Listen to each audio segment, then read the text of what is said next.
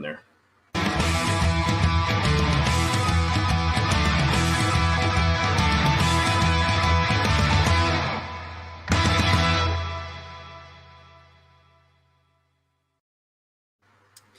Hello and welcome, guys, to another episode of Comic Book Weekly. It is just me and Brant this week.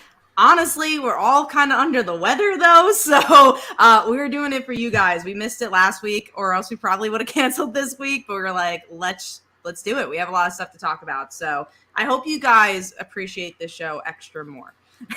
Absolutely, yeah. I know you just got back in town, Kat, and I know you're feeling it, yeah. And yeah, like you said, I'm actually got a stomach thing going on, so we're all there. And Mike is out of town this week, so hopefully he'll be back next week. And we do have an announcement for next week later in the show, so stay tuned for that. That's another reason we went live too. We have some fun stuff coming up, and a lot of cool news to talk about. But just fair warning, it might not be the longest show tonight. But yes, let's get into the books this week. So Brant, I'm going to pass it on to you. There is a lot of books to talk about, a lot of big books to talk about. Yeah. And just to remind everybody, there will be spoilers. So if you haven't read your books from last week, just know that we might spoil some stuff. So the first book we're going to talk about is one of the bigger books that came out this week, which was Dark Crisis #1, the new event from DC Comics. And Kat, I'm really curious because you're not an event person, and you were hesitant about this one too going in. So I'm curious what you thought of this issue.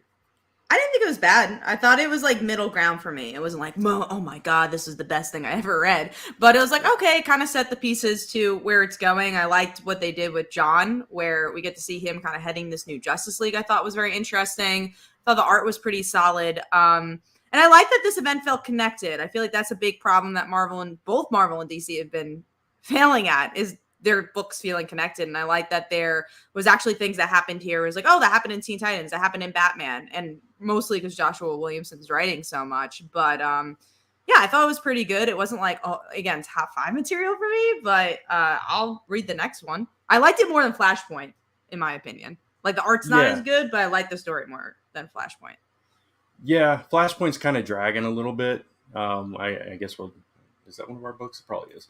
It is, yeah. So we'll talk about that. But yeah, with this one, I kind of felt the same way. It felt like a typical Justice League story is the way I felt about it. It wasn't like my fear about it is that it doesn't have that big event feel for me yet. And even though I like the formation of the team and everything, it feels like, while yes, they had a memorial, it doesn't feel like anybody's dealing with the fact that all of their mentors and parents are dead.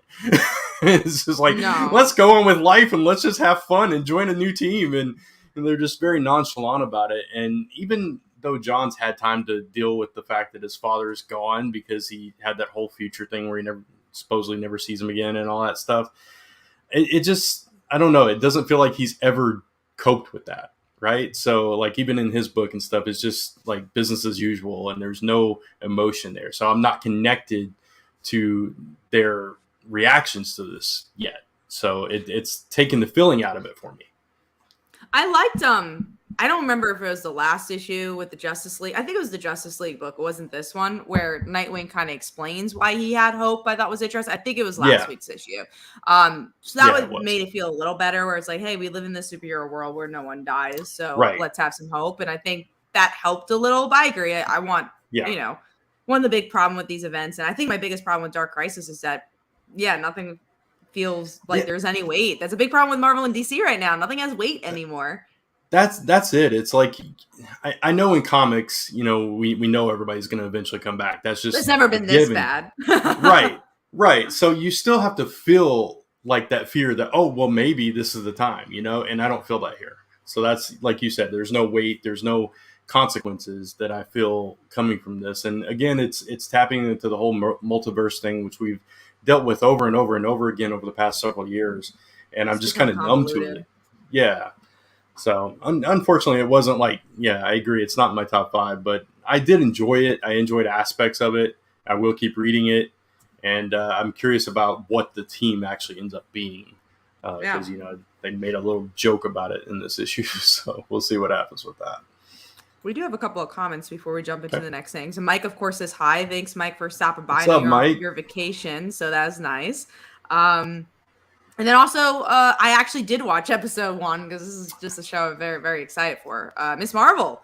Yeah, did you get to watch it? I'm I guessing you did. didn't. I did not actually. Oh man. Yeah, it was between that and something else, and we only had time to watch one show this entire Mhm. weekend, Oh and we god. watched the other show. So Damn. I had to watch Miss Marvel. I was away last week, and I was like, I had a little moment of time, and I was like, okay, right before I went on the plane, I watched Miss Marvel because I was like, I have to watch this. I didn't yeah, want to be spoiled either because I right, was able to not be on the internet all week because I was on a vacation, so I was right, like, next time I go on the internet and like start doing my work again, I'm gonna be spoiled. So, which honestly, I will say the pilot no, doesn't have any spoilers. Yeah, there's okay, no spoilers to be told. Yeah, there's not a lot, but like if you read the comics and stuff, it's just pretty much an adaptation of yeah, the comics. So, and I really liked it. I really, really loved it. As a Miss Marvel fan, I think you're gonna really like it. I think the cinematography is really good. I love Kamala. Zoe has a little scene in there. I think she'll be a little bigger as the show goes on, but she has a little scene. Bruno is a big part of it. Mike says he really loved Miss Marvel as well. nice. I will say Bill watched Miss Marvel before I did, and he didn't give me his opinion because he didn't want to like tarnish mine. But he said he Right. didn't like it as much. He said he'll continue, Okay. but he thought it was a little Disney. He thought it was very Disney Channel with the jokes. And I was like, no, I look there. I won't say every comedic joke landed. I do think they are trying to target not kids, but they're definitely trying to target high schoolers. So Yeah. I'm not saying like, every adult's going to enjoy it, or understand all the jokes, but I think the charm is there. And I think anyone who's liked comics will relate to it. It very much plays a part of like, she loves fantasy, and that's like a big Yeah. part of the story. So yeah, this is one of the shows that Lisa and I have certain shows we watch together. We don't watch without each other. So this is one of those that I had to wait on. She actually told me it was okay, but I wanted to wait. Yeah, no, that's a good show for both of you guys, I think. Yeah. So what I did watch on my own finally was the first episode of Naomi, and man, I regret watching that. Oh man, it was so bad. It was so bad. I thought the trailer was worse than the pilot. I thought the pilot was okay. It didn't give me enough to watch episode 1, but I was like, oh, I can see like why people like it, but it wasn't completely my thing. Yeah, and it diverted so much from the comic version as well. Obviously, it had to in certain ways, but yeah, I didn't enjoy it at all, unfortunately. So, but yeah, let's move on to our next big book, and that is Jane Foster and the Mighty Thor #1, which I really enjoyed this book, and I hope you did too. Oh yeah, I loved it. I thought what's great is because Torrin wrote all of it, so it was really good that the writer who has written everything else is like, let's actually connect the stories and make sense of like, I think a lot of these stories with Miss Marvel, Silk, recently have this been these one-off stories where like, why do I need this? And this is like, oh, she needs to be Thor, and actually connected to everything that she's been doing, and it made it feel like, oh, I actually need to read this. Then like, oh, here's a throwaway story. And my only nitpick was the art. I think the artwork could have been stronger just because we've gotten so much great art from Jane and Jane Foster in general, but such a good book. Yeah, it was definitely a softer style than we had been getting with Jane, so I totally get that, but it wasn't bad art at all. Yeah, I really enjoyed, like, we recently saw her like have that, I don't know what you call it, like confliction with the hammer and like desiring that, and then they played into that in this where she actually has the opportunity to pick it up and she resists, and I love that. I love that moment, those little notes on her character, and it just showed how strong of a character she is, and just this was just so good. It was so well written. The way Sif was handled as well, where she's like seeing everything and they described it, and it didn't feel like you were being like read a bunch of exposition, right? Yeah. So it was a beautiful book. I really enjoyed this, and I can't wait to see where this story goes, and talk about that big event feel. Even though this is just it's not an event. This feels like that. This is what I want from Dark Crisis or any event, really, is that big epic feel, like something means something here. So. And it feels like a saga. And also, it never erases her as Valkyrie. It very much is about her being both Valkyrie and Thor. And I agree. It just feels like a continuation of a character story. And I think it's been a while since we've gotten that, where it's just like a lot of time. And again, it goes back to the Miss Marvels. It goes back to these books where it's like everything feels so slice of life and too new reader friendly, where it's like, well, what's the story? Why am I reading this? You know, what's the character arc? And a lot of times there isn't one, and this feels like a character arc. It's a good book. I don't know if it's jumping on point, but maybe it is. I mean, if you have any cursory knowledge of Asgard and all of that, I think you could probably catch up. But yeah, if you've read any of Jane Foster's books, you would absolutely have a leg up. I agree. Yeah. We do have a couple more questions, mostly movie related and TV show related. I saw Young Justice one. I answer Young Justice questions every single episode. I'm not going to answer it again. The other one is Top Gun. Have you guys seen it? I'm seeing it for Father's Day. I'm going to see it with my family. So I'm really excited because I've heard good stuff about it. We're doing game night. So no movies. Okay. No movies this time. I will say, if you do want Kat to answer Young Justice, you could drop a super chat. We will definitely answer. There you go. I like that. I like the way you think. Yeah, if you want you want all my Young Justice thoughts, please, a super chat. I will definitely do it for. Any opinions on The Boys season 3? I have to watch all The Boys. It's on my binge list. It just hasn't happened yet. I have only watched the first episode of season 3 so far. I've watched the first 2 seasons. I like. It's a weird direction to take it from. I never read the series, so I'm going into this cold, but I enjoyed the first 2 seasons, even though they are a little gorier than my taste. But so far, season 3 is a solid start. I'm curious to see where it goes with the new direction. I've only heard beautiful things about that show, so I'm sure season 3 will be good. The other question, did you guys see Jurassic World Domination? Not yet. No, I'm not going to. My friends who I have my AMC stubs with wanted to go see it. They actually did go see it. And I'm like, no, you go without me. I don't want to see it. And then they went to go see it today. And Phil was like, I hated it. And I'm like, yeah, no, I imagine. It's getting horrible reviews. Okay. Well, we love the franchise, so we'll probably see it eventually. I don't know if we'll see it in the theaters or not. So we've missed a lot. We didn't just time, man. It's just it's hard to find time to do that stuff.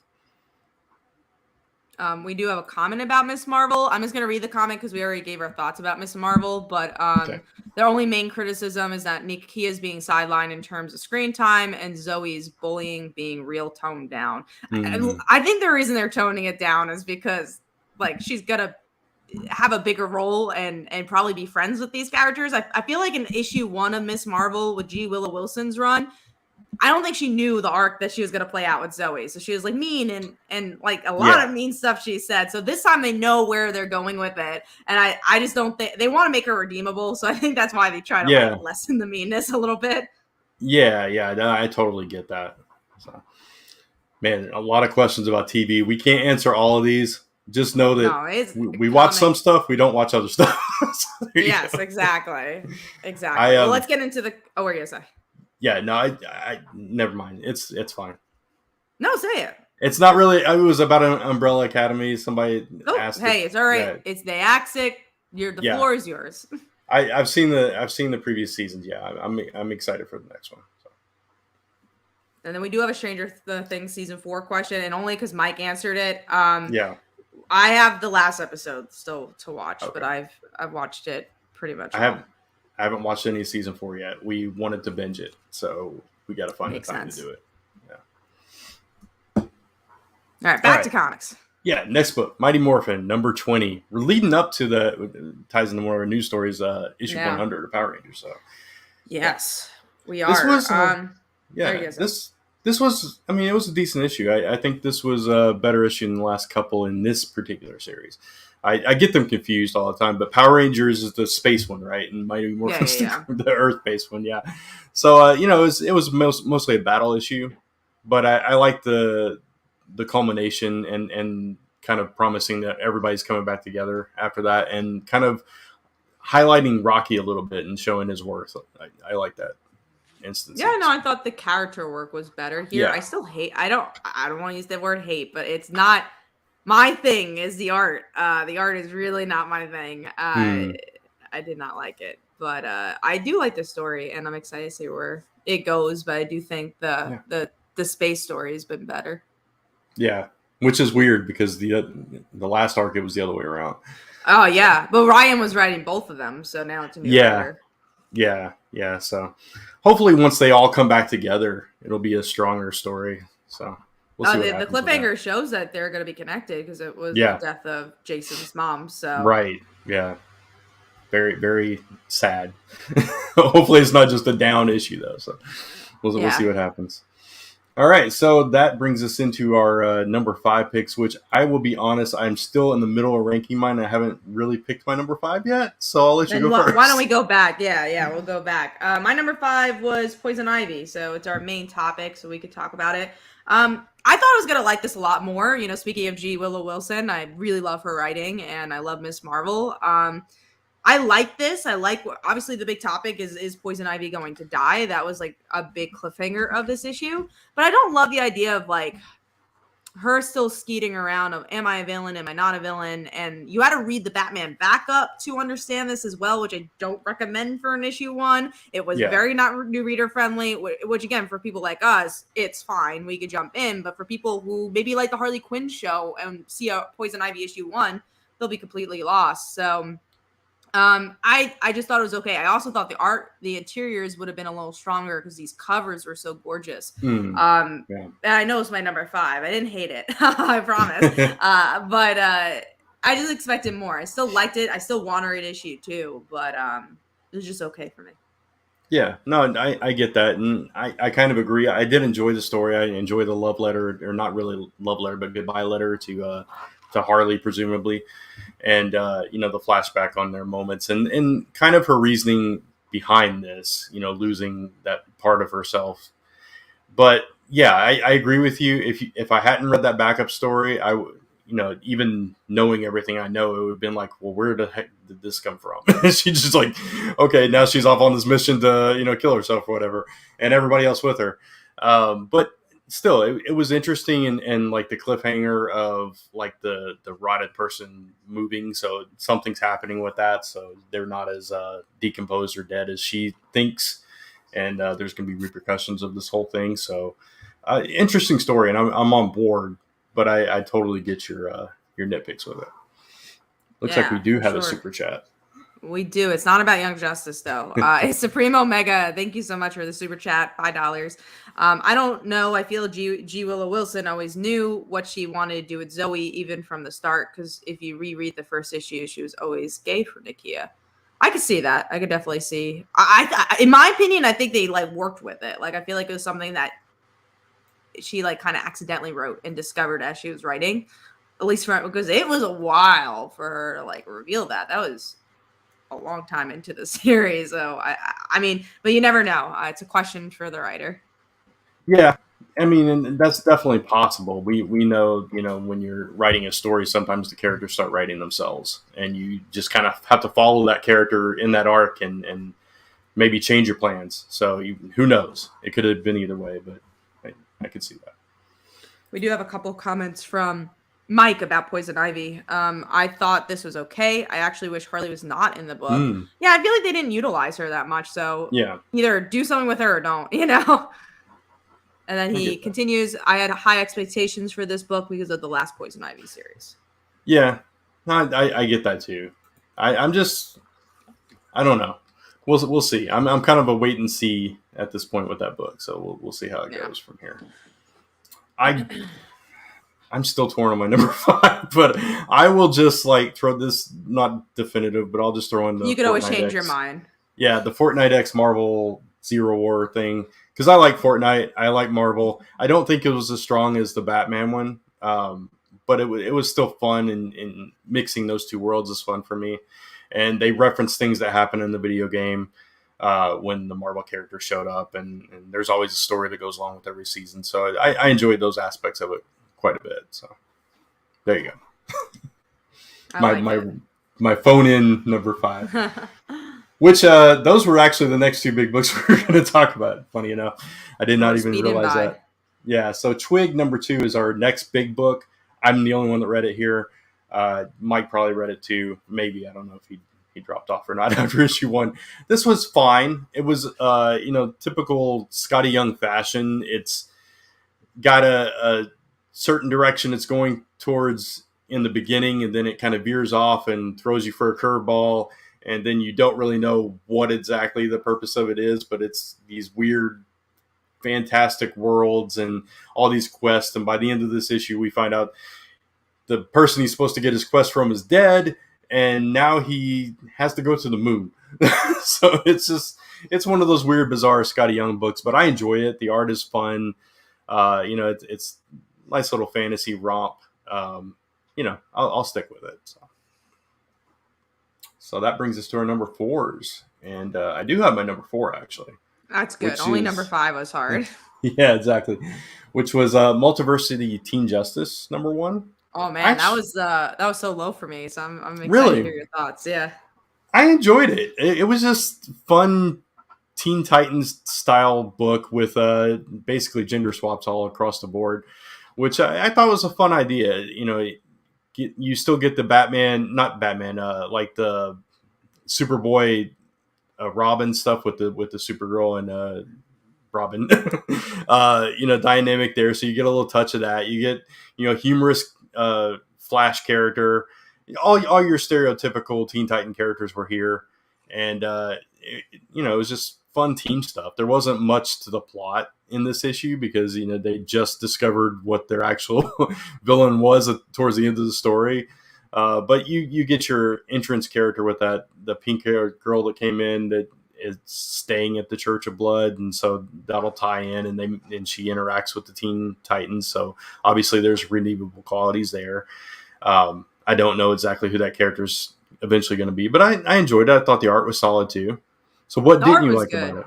Yeah, I thought there was too many characters. Like I know that you had the center character, which was trying to string you along. I didn't like her, so I was like, you just got to board me. So I feel like there was no like planting your foot. It kind of felt like, in some ways, a not new reader friendly book, even though they were new characters. I just felt like I was kind of being thrown into something before kind of learning everything, and just wasn't my thing. Yeah, I think they were counting on, hey, versions of these characters, so here's a story with them, that kind of things. But yeah, no, I get that. I will admit that like probably my top 2 are the strongest books, and everything else was kind of mid-ground for me, so it was really hard for me to pick those last few. But yeah, anyway. Yeah, I liked my top 3 a lot. Yeah, so what was your number 4? First, I'm going to tell Mike's comment about Twig. I did read Twig, The Adventure Truly Begins. So it looks like Mike enjoyed it, and he still needs to read the Justice League teen book. All right, my number 4 was Thor, issue 26. I thought this was the strongest of the Banner War. Or you disagree? Yeah. It's one of those days. But I like the action. I thought the action was pretty. I thought the action was a bit stronger and better paced than the previous issues. I'm not saying this is the best issue ever, and I still probably will only get that one extra issue of Hulk try and then drop it after this event. It's one more Hulk, and then I'm done. But I just had a fun time with this. I liked Thor's dad in his head, and the action for me was just solid. I just don't enjoy the story at all. Which is understandable. Thing. Yeah, and it was like, at first I had a bunch of books still left to read a couple of days ago, and I was looking at them, I was like, oh, well, Thor's a big book, and then I remembered that it was the Banner War thing, and I was like, oh, I'll just read this one real quick then. And, it's not as strong as what Thor usually is. That's my problem. I think it's the comparison that what we were getting to what we are getting is just like I'm not feeling it at all. So yeah, it was quite low for me. Actually, the lowest book this week, I think. Yeah, there you go. Which is funny because again, that reverse, because yours was Young Justice, and that was my lowest. But whatever it's called. It's so funny. That was my lowest book, and then my number 4 was your lowest book. It's all Mike subjective. says this one was the weakest issue for me, Kat. No real plot progression. See, I don't think there's ever been plot progression for this book. So like, if the action's good, then I'm okay with it. I'll say this one was better than the last Hulk issue. Yeah. For me, so. But that's not saying much. No. And definitely not rave reviews for this one. Action was Right. okay. I will say the artwork is not as good as the actual two main books. Like Yeah. the lines are very light and the colors are very light as well. Yeah. All right. So moving into our next big book is Amazing Spider-Man #3. How are you feeling about this run so far? Kind of done. It's so weird because there's elements I really enjoy. I like the groundedness of it. I like that it goes back to basics. There's some little elements I enjoy, like the Paul story. I was like, okay, he's not a bad guy. He even like kind of feels bad for Peter. But then it's just I don't like the art. It just feels like nothing new either. It doesn't feel revolutionary. It just feels like it's there. Yeah. Parts of it suffer from the same problem Nick Spencer's run did for me, which is, hey, we've got this whole old rogues list, villains for Spider-Man. Let's tap into those and not touch those, like Green Goblin and Dr. Octopus and stuff. Let's go back to like Tombstone and stuff like that, which I like the respect to the history, but at the same time, a lot of those stories weren't interesting to me, and this one is not really doing it for me either. I do like the back to basics, but I still hate that 3 issues in we have no even like a touch of an explanation as to what the heck happened and where'd Paul come from and all that stuff. And I'm just I'm tired right of being strung along. I'm tired of not having a story. Like, just give me something. If this was after stories of like, oh, look at this big reveal and look at this a big like, beginning, middle, and end of a story, that I wouldn't feel as bad. So I'm like, oh, okay, they're doing the long haul. But this has been 3 runs of the longest haul I've ever seen. And I'm just so tired. There's just like no real story. There's no end. There's always just a beginning and middle. And then they're like, eh. Yeah, exactly. And also just with this one, we're thrown into it with no hints at what's to come. Like there's nothing. Like you guys joked about like issue 2, what happened with Mary Jane and then she wasn't in the issue. And it's like, yeah, and we're still not getting any of that. And, we get Paul here, but it's just, I don't know. I need a little more. So. Yeah. So Mike has a different opinion. He loved this issue, and then I think he had more thoughts about it as well. He said, I felt Peter's pain in this issue, how desperate he was. I agree on the decompressed storytelling. This would have been a fun show for all 3 of us, because it seems like we all disagree on the books this week. Right? It's one of those weeks, like you said. Yeah. I mean, I get that. He's having a hard time with it, but we don't know what he's having a hard time with. It's the problem. And we've seen it before. It's like, this is not new territory for Peter. Yeah. So, and we know he didn't get killed at the end of this issue, right? No. So. Anyway, moving on. DC Pride. I did not get a chance to read any of this, unfortunately. I had 2 books left before I came on, and that was one of them. Yeah. It was really long. I was going to try to read a couple of the stories, and I just did not have time. So what did you think about it? Before I jump into that, Mike said, I think after 900 things we'll move forward. And I agree. Hopefully. So long from now. So long. It's not around the corner. But yeah, DC Pride, I really liked. I actually thought they improved from even the first issue. I think they did a good job at showing all different types of sexualities. I thought the writing was really good. Honestly, all the stories pretty much entertained me. Artwork was really good. I enjoyed it a lot. I think if you enjoy anthologies, pick it up. If you don't, then you probably don't have to pick it up, because there's like, you have to enjoy that format. But I like these type of anthologies more where there's a theme. Like when I just see like Harley being a superhero, it's so boring, because I'm like, it's just Harley being a superhero or anti-hero. With this, at least, it's like, okay, there's a core theme for what they can do. I like these a lot more. So I enjoyed this. I thought it was much more cohesive than a lot of the anthologies we get. I think that's one of the reasons anthologies are so popular on Kickstarter, is because most of them are they work around a central theme. Yeah, exactly. So that's good. I flipped through it and I thought the art looked really nice. And there were a handful of stories I really wanted to read. Like I said, I didn't have time, but I will. I definitely will check it out. You can tell that they like put a lot of effort into it. I'm not saying like I'm Yeah. sure they put a lot of effort into these other books, but when I like read Right. Joker, let's say, I'm like, oh, kind of felt like they just put this together fast, you know? Like, oh, we Yeah. need an anthology issue. Like, let's get Mark Waid to do a story. Let's do this, and let's just like kind of put stuff together. This one kind of felt like it had a little bit more heart to it because it wasn't any big names. It was just like, let's tell these really interesting stories about these characters that are queer, and I just thought it was better rounded.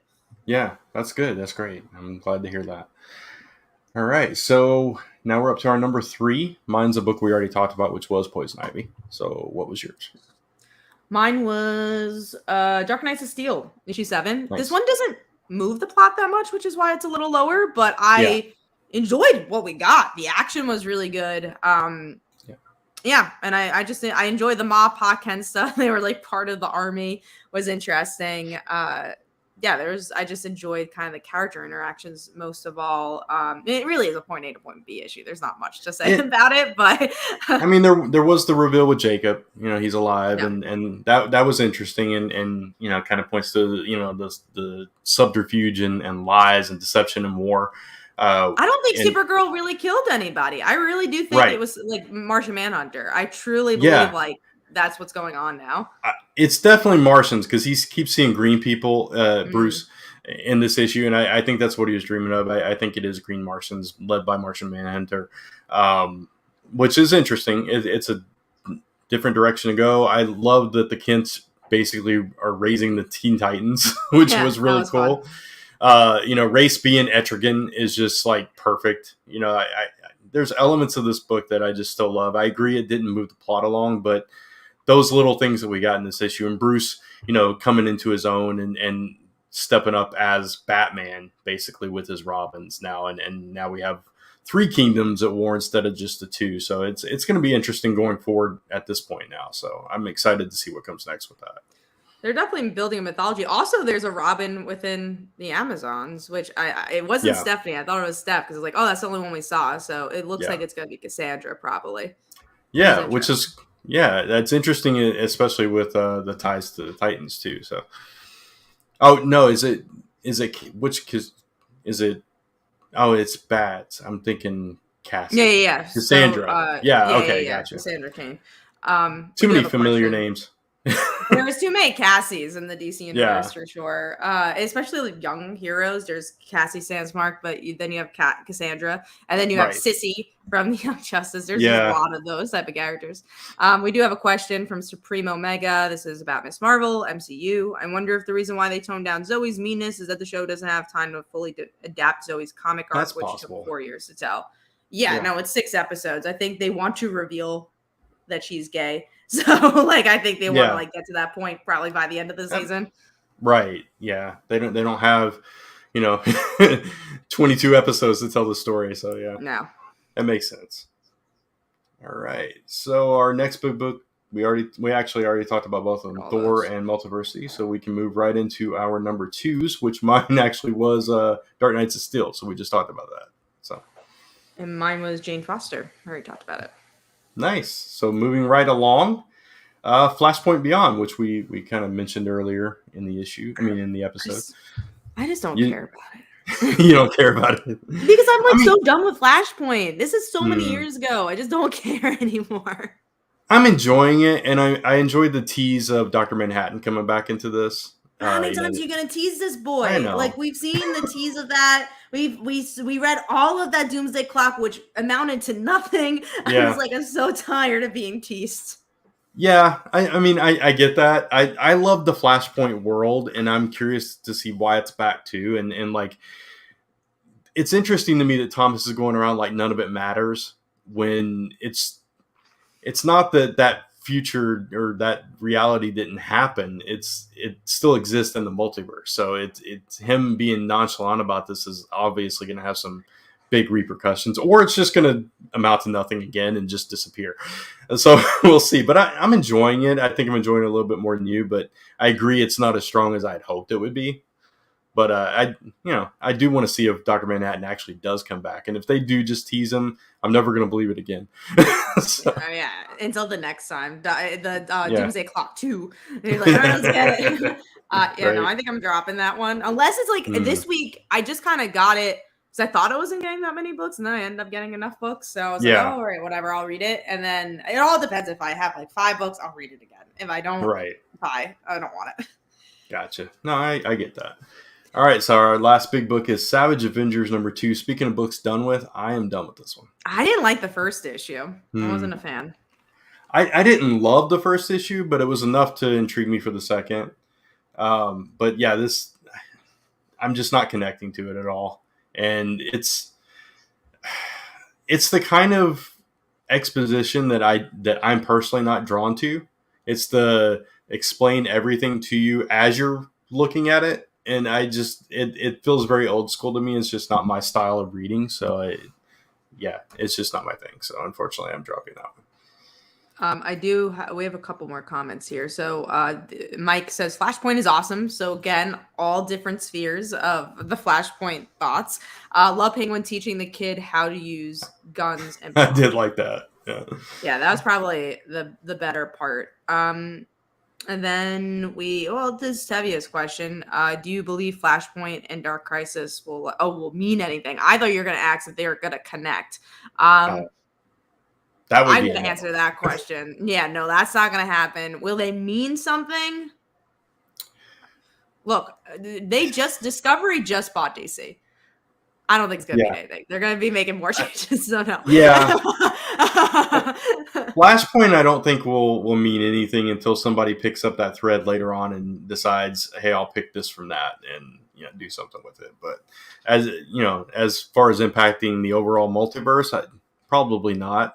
Dark Crisis, they always try to make crises mean something. But so far, this one doesn't feel like it will. It feels like it's going to go back to status quo by the end. Yeah, I think they're just using the name. Parker Luckax, are you guys DC Comics fans or Marvel comic fans? We are all more Marvel comic fans, but obviously we like both companies a lot. Yeah, obviously we review all different companies, but I think if you put a gun to our head and we had to pick one, we would all say Marvel. yeah. All three of us are more Marvel leaning. I think Mike started with the New 52. I started a couple of years before the New 52, really, little here and there before that. But yeah, Marvel's my jam. Yeah, and I've always read DC, but yeah, never a lot of DC comics. Like I'd mostly get like books I like Supergirl or Teen Titans or Batman. Honestly, I would hardly pick up Justice League like back in the day. So it'd always be depending on like the theme, like who the family more than the whole company. Marvel, I would like kind of pick up more books from. It was Teen Titans and Green Lantern stuff for me, especially the Blackest Night era of Green Lantern stuff was like where I really got into DC and like before that, like the Rand Thanagar War and stuff like that I was into. But yeah, I would say Blackest Night was kind of where I like actually started reading it. Yeah, more weekly. Like I would have like Robin or something, but I would get back issues more. When Blackest Night started, that was when I was like kind of picking up more DC comics. Same. All right, so that brings us to our number one. So I'm really curious what your number one is, Kat. Mine was actually DC Pride. I thought mostly just because it surprised me. I really like Jane Foster, and they're probably neck and neck. But because of the art, it went a little down. And then because DC Pride, it had such a hard hurdle to make an anthology interesting. I was like, okay. Like Jane Foster, I knew what I was gonna like. Pride, I was a little worried about. Because I remember even the first one, I thought was just okay. I was a little disappointed with the first one, and I thought they upped their game with this one. Yeah, I just thought so because you hadn't mentioned it yet in your top 5, and you really loved it when we talked about it. So, simple deduction there. But mine is actually it was a good deduction. You're a detective. Mine is actually Jane Foster. So nice. So we both really enjoyed Jane. I hope Mike read Jane Foster. I think you'd like it, especially if you've been liking Thor. It connects with Thor a lot. Yeah, it really does. She finds out. I don't want to spoil it if he hasn't read it, but the Odin stuff makes a play here. So I really like that scene. That was really good. Yeah, so I really think you'd like it, Mike, if you have not read it. So let's move into some of that comic news. And actually, before we do that, I do have a Kickstarter going on. Yeah, talk about it. Also, just before the Kickstarter, Mike said Spider-Man was his favorite. Nice. Okay. It's completely disagree with you, but that's really Yeah, cool. this would have been a definitely agree to disagree type episode. But Absolutely, it happens more rarely these days because I think it does. we've been doing this for so long. We're just like, we kind of have very similar thoughts when it comes to comics, but sometimes they stray. Yeah. Mike has not read Jane Foster Okay. yet. Well, when you do, you have to let us know what you think. Absolutely. Yeah. All right, so I do have this Kickstarter going on right now. It's called Curious or We're All Mad Here, #1. It is a return to Wonderland featuring Alice's son, Alec, who is brought back in the midst of a brewing civil war, and we don't know who's behind it. So their job is to find out who's behind it and stop them. So if you like Alice in Wonderland, fantasy stories, anything like that, you will enjoy this. I'll scroll down. There's our beautiful main cover by the series artist, Marco DeFillo. And there's some very of the Dan character Mora design. feel. Yeah. And there's some of the interior art colored by Kieran Quigley, who does a lot of work for Boom. Just a little touch of the art there, and I'll try to get down to the covers. Yeah, there's that main cover again. We got a cover by Kyle Roberts, and Gab Contreras did the coloring on that one. This is by Robin Richardson. Nice Mad Hatter cover, and there's our project image by Nito Diaz, Tiago Gomez, and colorist Moria Hollowell. So all-star Marvel and Marvel team there. And this is by, I'm not even going to try to pronounce her name, but you can see it right there. Ksenia is her first name. Has done some work for Disney and Star Wars Celebration. So yeah, go check this out. We are live for another, I don't know, 3 weeks almost, 20 days. Yeah. So go check it out. Curiousercomic.com will take you there. Just search for Curiouser on Kickstarter, and we'd love to see you there. Yeah, definitely go check it out. I was on a cruise, so I couldn't back it right away. I felt so bad. That's Right when I got off, I was like, all right, I'm gonna go back it up. I appreciate that. No problem. Thanks, Mike says good luck. Looks phenomenal. He's going to some comic book stores as he visits. Always his fun. Vacation. There's another. This is about your Kickstarter. So that girl looks super cool. Who is she? Well, one of them was Mad Hatter. One of them was the Knave. So we've done a little bit of a gender swap with this version of Wonderland. Nice. Awesome. I think we are getting into the news this week. So let's jump into that. Let's see what I want to talk about first. Let's do comic news this week first. Right. There's a JSA miniseries coming out, and it has to do with like the Black Adam movie. It's not really I don't know if it's going to really be a JSA comic book, with the comics. And I think that's such a shame. When I saw that, I was like, oh, cool, JSA. Like, why are you not doing books that people want to see? Yeah, it's the way this article reads anyway. It's like a promotion for the movie. Yeah. Which means it's going to tie into those versions of those characters instead of the comic version. I assume. So, yeah, I would like to see just like an actual Justice Society book. I wanted to read The Ward this week. That was one of the books I didn't have time to read because it's by the writer that's doing this and another book in our news. So I wanted to compare and be like, okay, well, if I enjoyed this, I might enjoy that, but I didn't get a chance to read it. So it looked like an interesting book. If I had more time this week, it would have been on my pull list. But because I had limited time to read this week, you can't read everything. So yeah, I have it right here. So oh wow, there you go. So you have it. You have it in your hand. Yep, You're gonna read it at some point. All right. Well, let's get into the next thing, which is Dreamer is getting a graphic novel. She had a story in Pride, I believe. I don't remember if she did or not. It's been a while. But anyways, I know she had a promotion in Pride, but they're doing a graphic novel. I think she had a story. Anyways, so they're doing a graphic novel, and I think that's cool. It's from the actress who plays her on Supergirl. Right. And it's cool that she's writing more comics and getting the word out there and then expanding the universe more. Yeah, it's really cool. I think I read some kind of Dreamer story somewhere. Maybe it was in the previous Pride you're talking, or Maybe it was something that I don't remember. I don't remember. I It was know there was somewhere. supposed to be a Dreamer story, and I feel like I didn't read it, so maybe it Yeah, wasn't there. that's why I didn't mark this one because it was like, Yeah. did I read that? I know that I know there was talk about it. Maybe I don't remember. Yeah, I don't remember where it was, but I don't think I read it. But who's Dreamer? She's a character from Supergirl. That's it. yeah. She's from the TV show. I don't know what else to say about her besides that. It her character kind of ties into a character in JSA. the I'm sorry, Legion of Superheroes. Superheroes. Legion of Superheroes, yeah.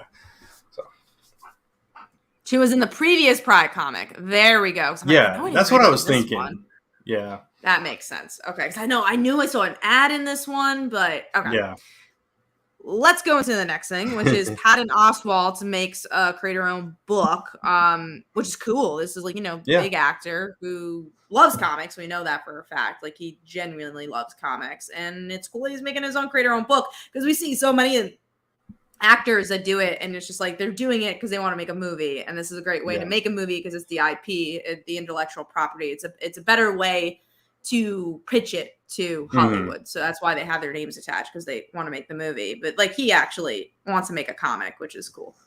Yeah, and I love him as an actor, and I love that he's a geek just like us, and he knows his stuff. He loves comics, so that's really cool. And the concept for this sounded pretty neat too. I think it's coming from Dark Horse. It's called Minor Threat, and it was like a ragtag of like sidekick villains decide to get together and kill the big villain because he's causing all kinds of chaos in their world. Before the heroes can take it out on them. So I thought that was an interesting, unique concept. So yeah, do we know which publisher, or is it going to be? It's Dark Horse. He tagged Dark Horse in the tweet, so I assume it's Dark Horse. Okay. Speaking of, Dark Horse gets the Ghostbusters license. Dark Horse was a big work for hire company a little while ago. So they're back.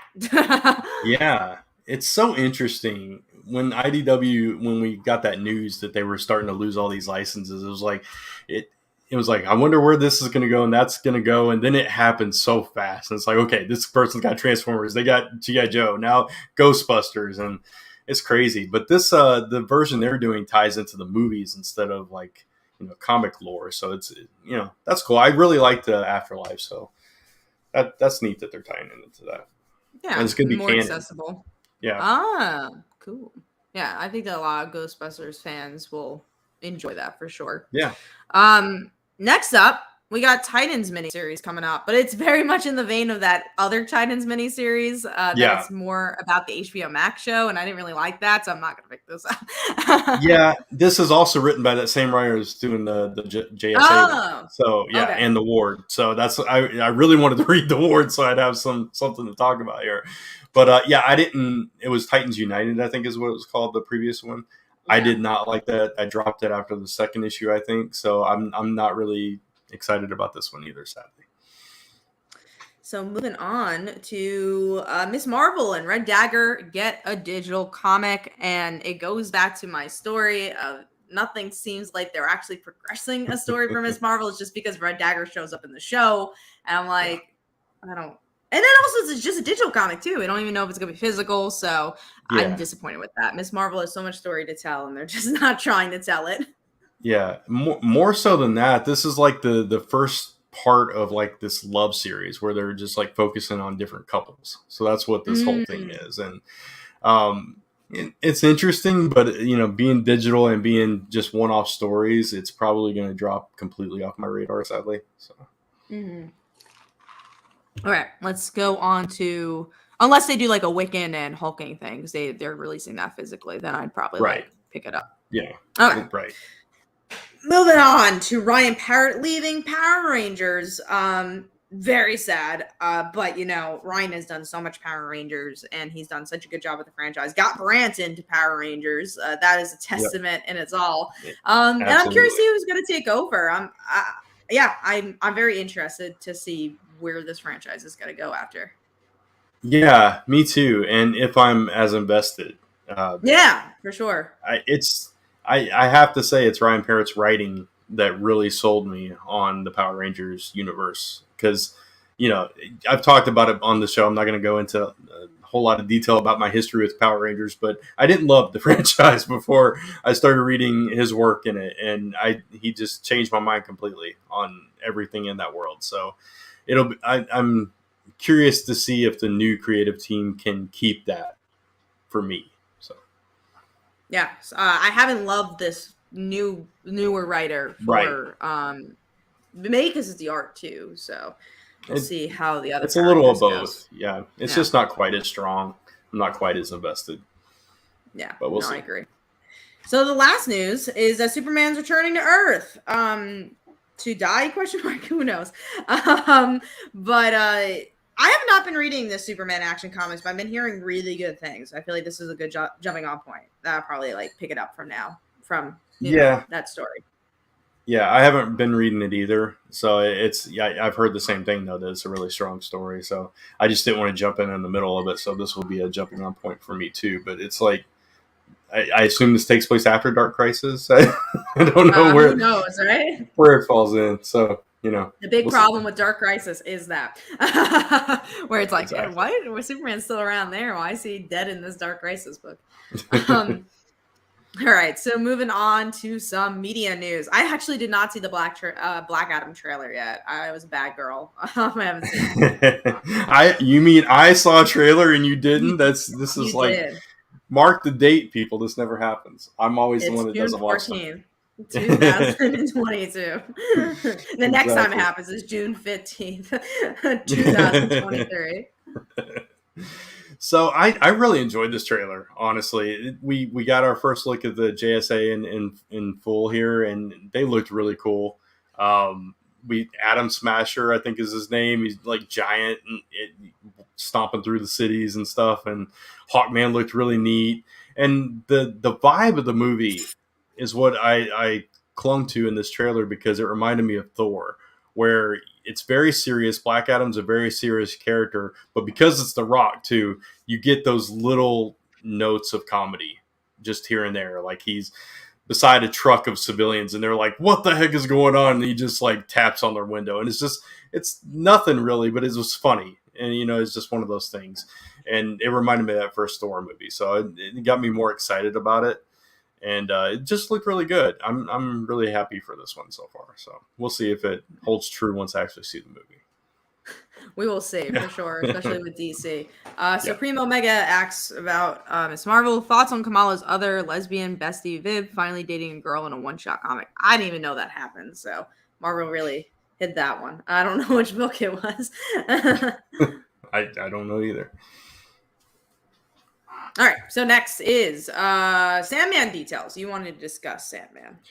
Yeah, so I've never read any Sandman, but the trailer looked cool, and it actually looked like something Lisa might like. So I'm going to recommend it to her, and I'll probably watch it with her, at least the first episode, and see if I dig it. But there was a lot of imagery that looked like it was taken straight from some of the covers I've seen and stuff, and I think the actor looks visually like he's been portrayed in the comics and stuff, so it looked really cool. And it's coming soon, so I think August 5th. Yeah, August. Yeah. Okay, moving on to Harley returning this summer. I'm just excited. I love Harley Quinn. Every single time me and Phil watched Young Justice, we kept just saying, man, I wish Harley Quinn was back.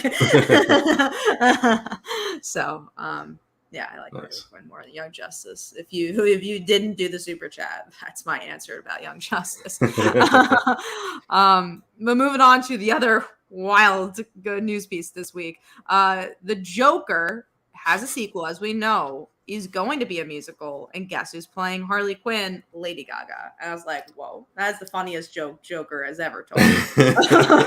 That was wild. Yeah, I have no words. I saw House of Gucci and hated House of Gucci. I really hope that Lady Gaga puts in that performance and that meta acting that she did for House of Gucci and just puts in Harley Quinn. That way she can utilize it, I have not seen the first Joker, so this is okay. Sure. The first one did not follow up to say, oh, there was going to be a musical next.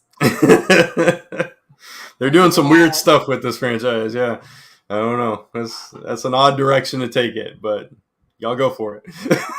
I'll watch it. I'll watch it. I can't Not say that like I will. happily. Oh man, I'm excited. I hope this is as good as Morbius. I haven't even seen Morbius. I can't even say if that's as bad as people are saying. I'm sure it Right. is.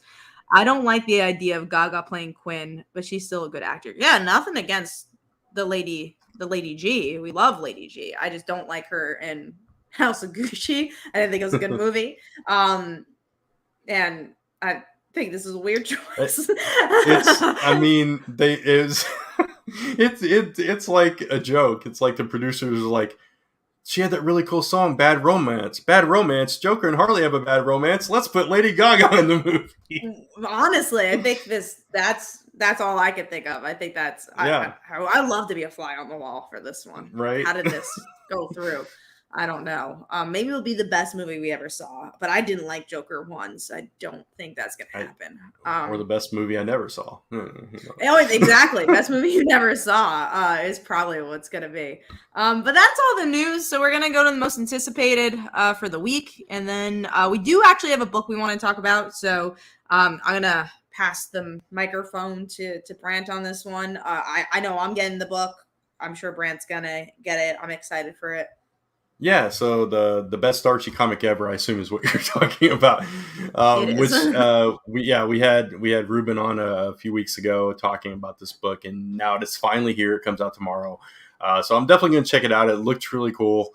Some different takes on Archie, some cool creative teams, all-star cast in there. So go check that out, pick it up, even if you're not an Archie fan. If you want something a little different, try the best Archie comic ever because it's the best Archie comic ever. I'm excited. I'm excited for it. Yeah. So let's get into those most anticipated, though. So our lists are completely different almost this time. So for once. Yeah, for once. Yeah. Although two of the books you listed, I'm excited for. One, I didn't like the first issue. So Gotcha. All right. So let's start with yours then. What are your three?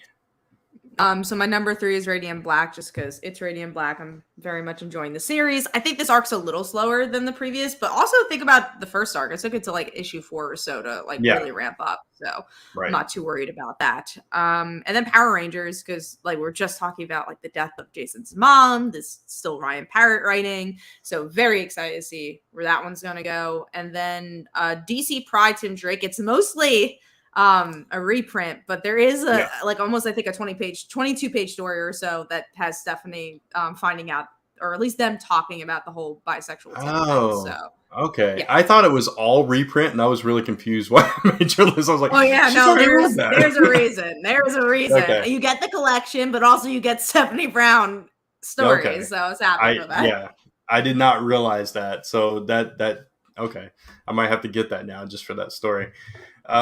Yeah, all right. So mine are Do a Powerbomb #1, which that looks interesting.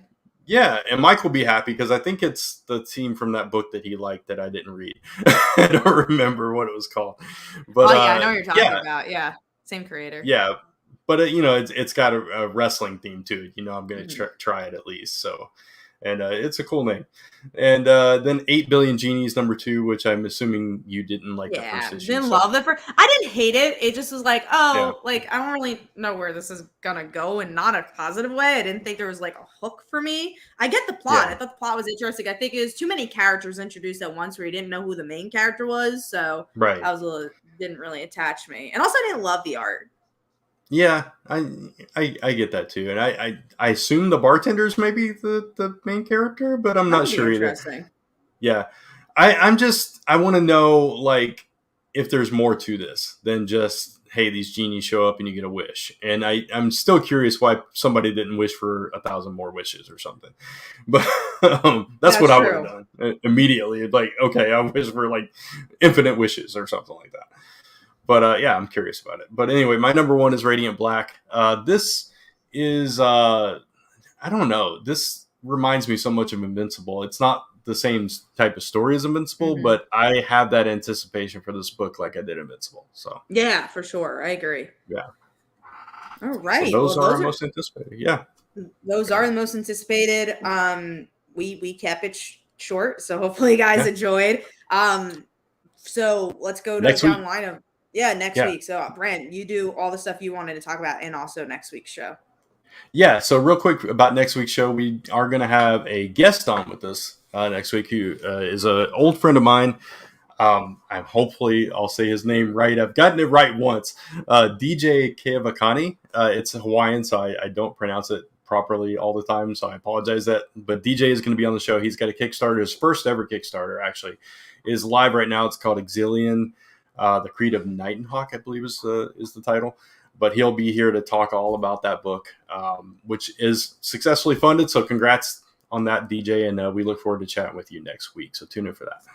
So for me, yeah, hopefully I'll get a new episode of my wrestling podcast, the Allcast, up this week. I did not get one up last week. We'll see what happens with that. It's really busy here. We're in the middle of fulfillment on a couple of campaigns, and I already talked about my Kickstarter. So that's basically what I have going on here. So what about you, Kat? Yeah, so I have a Kickstarter coming up June 21st for Buy Visibility Volume 2, still buy, and we're super excited about it. It's more than double size, the story. So, yeah, well, we're very, very excited. So if you enjoy DC Pride, maybe you could give Buy Visibility a shot. And they're all not just like superhero stories either. So there are some superhero stories, but you got vampires, you got reality TV, you got slice of life, romance. You got it all on this one. And then also cool news was announced today that I am part of the Kickstarter Community Advisor Council. So I'll be working really cool. officially with Kickstarter. Thank you. To make Kickstarter even better. So very excited about this. I'm just so stoked. I'm very happy to work with that team. I love the people that work there. I'm excited to meet new creators. It's not just like comic creators. So that's cool too. Right. So I'll get to, see the fashion creators or board game creators and just learn a lot about different sides of Kickstarter. So yeah, I'm very happy to be a part of it. And I had to keep a tight lid on this for a little while. So it's nice that I get to talk about it. Other than that, I hope I have a review tomorrow. We'll see how I feel. Yeah, that's it for me. We'll be back next week and hopefully with the full crew. Yeah, absolutely. So let's get those banners up. You do the drill, Rant. Yeah, so don't forget to subscribe so you don't miss anything and hit that bell so you absolutely get all the notifications of all the content here, either on Comic Book 2.0 or Comic Book Weekly, where you can watch the entire history of the show. Check us out on social media at Comic Frontline across Facebook, Twitter, Instagram, and of course YouTube. And don't forget to give us a like because it does help a lot. Yes. All right. And this is the waiting part, and we'll see you guys next week.